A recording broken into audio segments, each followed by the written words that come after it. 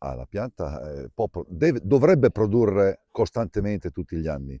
Sicuramente la parte fondamentale la fa la potatura. Bima e ullirit duhet të prodhojë çdo vit në mënyrë konstante, sigurisht që një pjesë të rëndësishme për të patur prodhim të bollshëm çdo vit tek ullin e ka krahasitja atyre.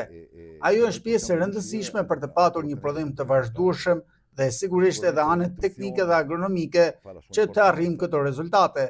Përdorimi i nutricientëve tek bima e ullirit kanë rëndësinë e tyre dhe këtë kemi parë tek fermerët që kanë përdorur azafert si vlerim bazë.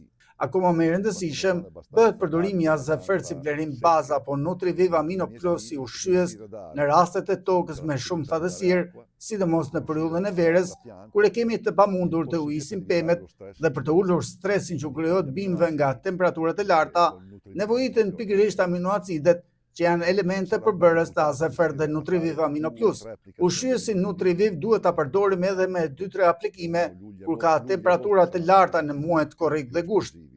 Për të stimuluar vegetacion të ri, sepse ulliri prodhon mbi degët e një viti, atëherë duhet ta stimulojmë përmes të ushqyerit e më pas duke bërë krahasitjen e duhur, kemi siguruar prodhim të vazhdueshëm për çdo vit. Riduciamo la chioma, stimoliamo la pianta a produrre sempre vegetazione nuova. La vegetazione nuova è quella che ci darà la produzione per l'anno successivo. Perché già l'occhio di pavone, che è un fungo che attacca le foglie, molte volte non c'è bene.